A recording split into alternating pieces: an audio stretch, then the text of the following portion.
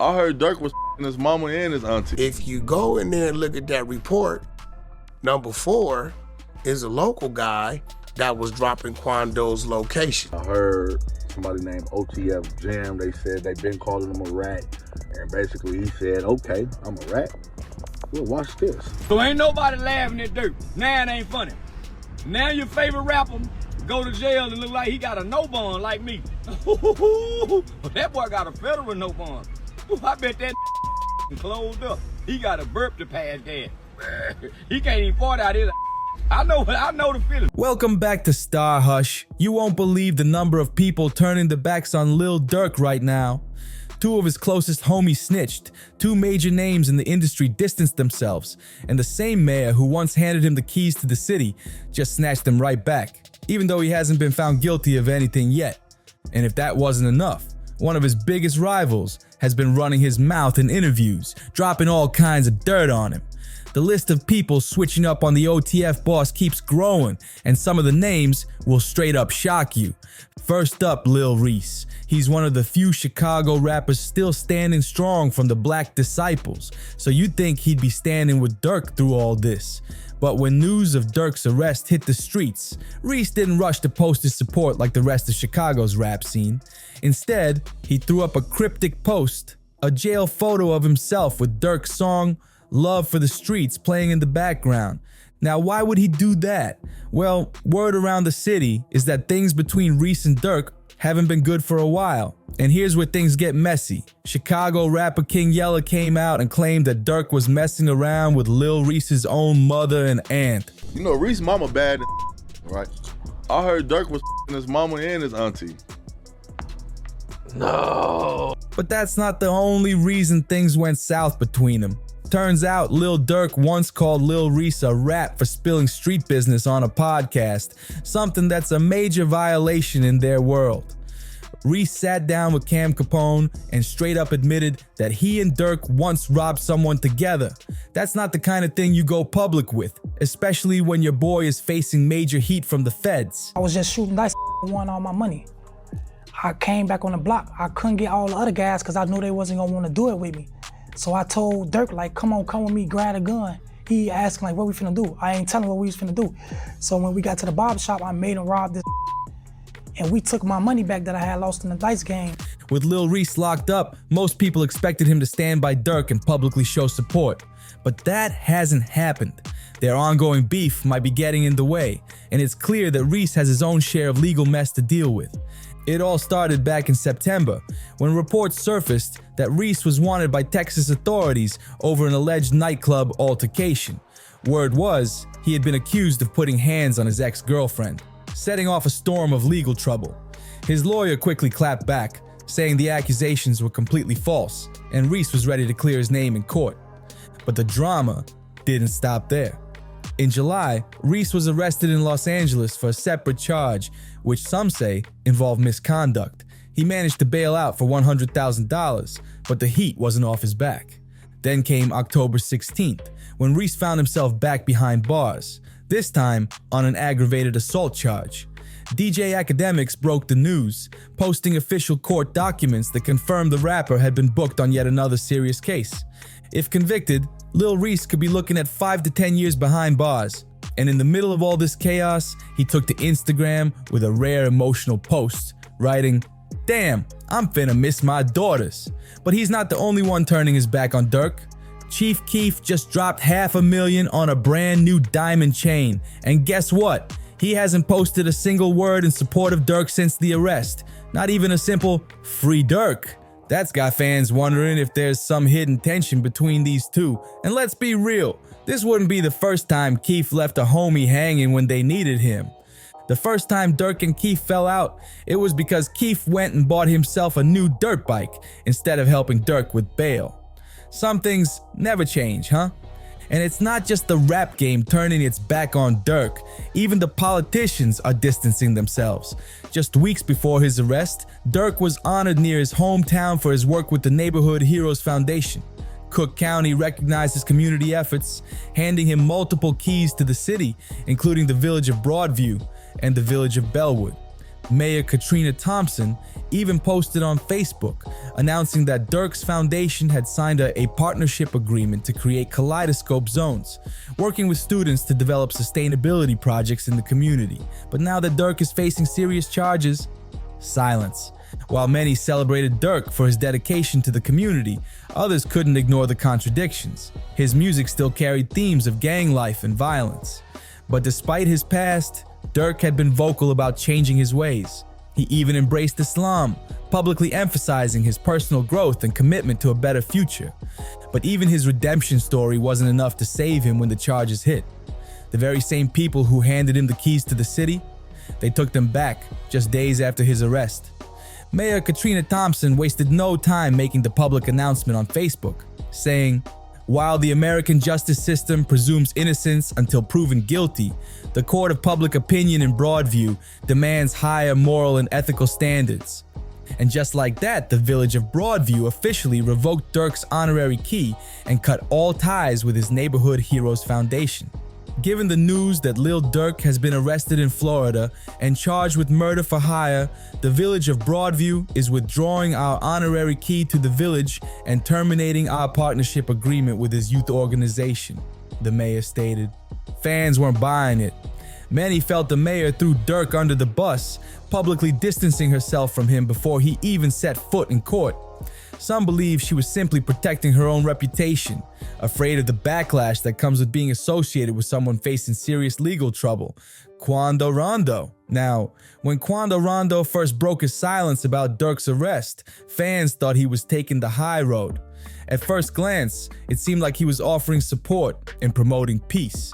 But when you take a closer listen, it's clear he wasn't just speaking on change, he was throwing subtle shade at Durk. Quando's message of positivity came wrapped in a backhanded revelation. The Georgia rapper pivoted away from street life, using Durk's arrest as an example of why he had to let go of violence. And where did he put this message? In a brand new track that instantly caught the internet's attention. After Durk's arrest, Quando dropped Life Goes On, a song where he raps about walking away from the streets and embracing faith. In the song, he spits, "Beefing with the same color on my skin, same color of the hammer. Young ones down here beefing about the color of a bandana. That's why I put my flag down and I picked up a Quran, because life goes on." Many saw this as growth, but others felt it was a sly way of calling out Durk, almost like he was saying, "I got out and you didn't." Quando didn't stop there. He followed up with a public statement that took everyone by surprise. Taking to Instagram, he shared a message that sounded inspirational on the surface, but when you read between the lines, it had a clear meaning. He urged his peers to move on from violence, suggesting that the life Durk was wrapped up in would only lead to one of two places: prison or worse. "We didn't get into this music industry just to make it, only to stay caught up in street stuff," Quando wrote. "We all have families and communities counting on us." A lot of fans praised him for his maturity, but others weren't buying it. They believe he's taking shots at Durk, all while trying to rebrand himself as the guy who left it all behind. Quando's message of peace didn't stop at just one post. He followed up with another emotional statement, making it clear that he's done with the past and moving forward. "It's time to leave all that behind. We've already lost so much, and it's heavy on my heart to forgive anyone I had issues with in the past. It's all love from me. Praying for everyone," his post read. Now fans quickly read between the lines. They figured he was talking about Durk. And for him to mention forgiveness, many believe that means he thinks Durk is guilty. Whether that's true or not, Quando was careful with his words, keeping the focus on peace and letting go of past drama. But Durk's problems don't stop there. The biggest betrayal in this whole mess might just be from someone inside OTF. By now, everyone's heard about OTF Jam and the wild rumors of his supposed betrayal. But if you've been living under a rock, let's break it down. OTF Jam is a longtime affiliate of Lil Durk and the OTF crew, but word on the streets is that he did the unthinkable. He allegedly wore a wire to record OTF members admitting to crimes. The first person to drop this bombshell, none other than Chicago GD rapper King Yella, who took to social media to air it all out. But since Yella is one of OTF's biggest enemies, a lot of people assumed he was just stirring the pot and looking to cause drama. However, here's where it gets messy. OTF Jam actually broke his silence. Instead of denying everything outright, he went to social media and tried to shut down the rumors in a way that left fans even more suspicious. KCJ Hester aka OTF Jam is my artist's real name. Until you see that name on the paperwork, don't at me, he posted. Instead of fully clearing his name, his response just made people talk even more. And to make things worse, not one of the OTF affiliates came out to support him or defend his name. If OTF really believed he was innocent, wouldn't they have been the first to shut down the rumors? Instead, the silence was loud. Nobody in OTF came to Jam's defense, even though they were all over the internet screaming, "Free Durk." The silence was clear. But instead of staying quiet, OTF Jam flipped the script. He went a step further and accused Durk himself of being the real snitch. Jam first dropped the bomb that Durk had snitched on him in a song. Calling me a rat or a snitch, but of asterisk it. Rappers snitch on themselves all the time, he posted. Jam was referring to Durk's track back again, where Durk rapped, "Jam, get out that jam. I give him 50, ain't gotta ask again. He was catching murders way back then. That's when the max was in." Now let's break that down. Jam had been locked up for 12 years for attempted murder, but was released in February 2022. And here's the crazy part. Jam had already confirmed that Durk gave him 50K when he got out of jail. But here's where things take a turn. After the feds heard Durk rapping about Jam catching bodies, they put Jam under surveillance. They started watching him, waiting for him to slip up so they could snatch him back up. Who snitched on who? He snitched on me on a song. Police all up on me after that. Oh, he catching murders? Let's get him, Jam posted. Now, word on the streets is that Jam was hit with weapons charges and was looking at another long sentence. But here's the kicker. One person had the power to help him. Durk. Jam put all his trust in Durk since he had looked out for him in the past. Durk had held him down while he was in prison, gave him money, even bought him a car and a house. But despite all that loyalty, rumor has it Durk refused to pay for Jam's lawyer or bond when the feds picked him up. And that's when things got messy. According to hip-hop commentator DJ Academics, Jam felt completely betrayed by Durk and decided to flip. Maybe Durk should have taken better care of his people before one of them turned on him. Brick Baby's betrayal took a strange turn, and it was Wack 100 who put it all out in the open. According to Wack, the indictment states that at least one co-conspirator, referred to as Co-Conspirator 4, learned Quando Rondo was in Los Angeles and staying at a hotel. And guess what? It looks like Co-Conspirator 4 was the one leaking Quando's location. For the longest time, people thought the attack on Quando in Atlanta, the one that almost cost him his life and killed his cousin, was the result of a drug deal gone bad with either Armenians or Persians. But Brick Baby spilled the truth. Brick Baby openly said that OTF had slid for Vaughn, claiming they took out Quando Rondo's cousin as payback. And that's not even the craziest part. He actually bragged about it in his own music. On the track Not Enough, Brick Baby flat out raps, "He was Durkin trying to hit, now he in a blunt." And if that wasn't enough, he doubled down, rapping, "We dropped 100 shots, go dig your partner up." The last one we turned into a pack, we got 1 million plus. Now, here's where things take a wild turn. The feds were already listening, and the moment they caught Brick Baby rapping about it, they made their move. At first, everyone thought Brick got picked up on a gun charge, but then the truth came out. They didn't want him for a weapon charge, they wanted his cell phone. But hold up, there's even more to this. After the shooting, Quando Rondo was told by federal agents that the very gang he repped, the Rollin' 60s Crips, had set him up. Now let's talk about OTF Boona, because his situation is beyond suspicious. This man was sentenced to 8 years behind bars for some serious charges, but somehow he only served 15 months. For those who don't know, Boona, real name Michael L. Golden, has been one of Lil Durk's most trusted enforcers. People even call him Durk's mud brother because of how deep their bond runs. Earlier this year, a viral video showed Boona in full bodyguard mode, stepping in to protect Durk when a fan got a little too close during a festival. He was always seen as the muscle behind OTF, but even loyalty couldn't keep him out of trouble. In March 2021, Boona's life took a wild turn when he got caught up in a shootout at Cumberland Mall in Atlanta. The details: Boona was detained on 4 felony charges, including aggravated assault with intent to harm. The incident went down in the mall parking lot, where Boona allegedly hopped out of an SUV and opened fire on another vehicle. It was pure chaos. Bullets flying everywhere, 4 people injured, including a 6-year-old boy who got hit by a stray bullet. Thankfully, everyone survived, but the damage was already done. And here's where it gets even more suspicious. Boona left his phone at the scene. That mistake led to a search warrant, and when law enforcement started digging, they allegedly found social media activity linking him to the shooting. It didn't take long for police to make their move. Boona was arrested alongside 3 others, Karanji Reese, Jakava Harris, and Dason Powell, all facing possession and illegal activity charges. In August 2022, OTF Boona was hit with another serious case, this time in Illinois, where he was charged with illegal firearm possession as a convicted felon. Now, here's where things get wild. Boona was sentenced to 8 years behind bars, but somehow he walked free in just 15 months. By November 2023, he was already out. And that's got everyone talking. Did Boona cut a deal to get his freedom? Was he working with the feds to help them build a case against Lil Durk?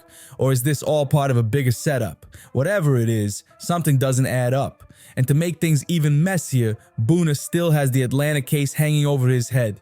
FBG Butter has been on a mission lately, calling out Lil Durk and accusing him of being involved in the murder of FBG Duck. For those who don't know, FBG Duck was gunned down in broad daylight, and shortly after his passing, the feds came forward with a bombshell claim that King Von may have put out a $100,000 bounty to get Duck out of the way. But hold up, it gets crazier. Word on the street is that someone in O Block was working with the feds, and that a high-ranking figure was the one who paid for the hit and rewarded the killers with custom-made O Block chains. And there's video proof. A YouTube clip surfaced showing King Von personally handing out customized O Block chains to his crew. But FBG Butter isn't buying it. According to him, Von wasn't the one who ordered the hit. Lil Durk was, and he claims the proof is right in front of us. If you really want to know who financed the hit, FBG Butter says you have to look at the suspect's arrest footage, and what he's saying might just change everything. Apparently, when Muop and C Murder were picked up, they weren't arrested in O Block like people assumed. They were taken in at a private hangar. Now let's be real, no regular O Block member is out here chartering private planes. That kind of money, that kind of access, it's major boss level moves. And let's not forget, by the time of these arrests, King Von was already gone. That leaves just one person with the kind of power, money, and influence to make all of this happen. And according to Butter, that person is Lil Durk. Meanwhile, Charleston White, Durk's biggest hater, is eating this up. He's been going all in, clowning Durk back at every opportunity. Charleston White has never been one to hold back, and his latest comments on Lil Durk's arrest are causing a firestorm. In a recent interview, he went as far as calling Durk's detainment a win for Black America, a statement that immediately divided the internet. Some praised his take, while others slammed him for disrespecting one of the biggest names in hip-hop. According to White, this is a victory for people who love rap but hate the violence that comes with drill music. He believes Durkio was a major force behind the spread of drill's dark influence, pushing narratives that glorify crime and gang culture. White sees Durk's arrest as a turning point, one that could finally signal the end of drill music as we know it. In his mind, high-profile arrests like this serve as wake-up calls, forcing the hip-hop community to rethink its impact on young listeners. But this isn't the first time White has had something to say about Durk. He's been on a full-blown crusade against him for a while now. At one point, White even claimed that Durk snitched on King Von to escape his own attempted murder charge in 2023. And when he heard that Durk was allegedly looking for him to confront him about his comments, White didn't flinch. He doubled down. He took to social media and trolled Durk in the most savage way possible. White posted pictures of himself posing with King Von's killer Lil Tim while blasting Durk's hit All My Life in the background. If that wasn't enough, he even captioned the post with insults toward Von while praising Lil Tim for handling business. The disrespect was on another level. And when someone tagged Lil Durk in the comments, hoping to stir up drama, White clapped back immediately saying, "That dope fiend in rehab," a direct shot at Durk's recent check-in for substance abuse treatment. Whether you agree with him or not, White isn't letting up anytime soon. Even if Durk manages to beat these charges, you can bet White will be right there, waiting to throw more shade. What do you think? Is Charleston White speaking facts, or is he just hating? Drop your thoughts in the comments, hit that like button, and don't forget to subscribe for more updates on this wild story. This drama is far from over.